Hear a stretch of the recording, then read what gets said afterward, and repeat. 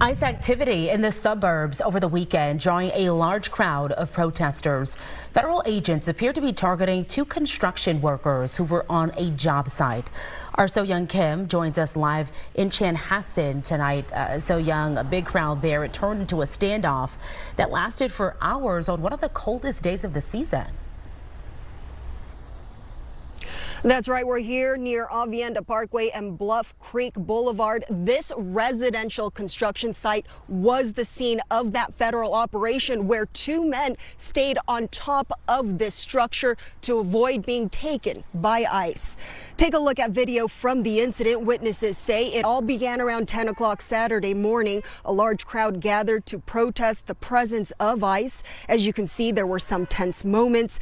Two men stayed up on the wooden frame for hours to avoid being taken in by federal agents. One man did come down and was taken away in an ambulance for medical attention. The second man refused to come down and stayed put until federal agents left the area around 1 o'clock in the afternoon. Here's what a state representative who joined demonstrators told us at the scene.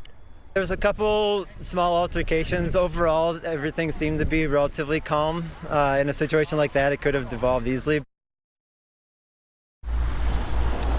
And the Carver County Sheriff's Office says they responded to help maintain peace. And we've reached out to the Department of Homeland Security to learn more about this operation, but haven't heard back yet. And we're told this incident may be addressed at tonight's Chanhassen City Council. So we'll bring you more from the meeting later on tonight. For now, live in Chanhassen, Soyoung Kim, Fox 9. All right, well, stay tuned for that. Thank you, Soyoung.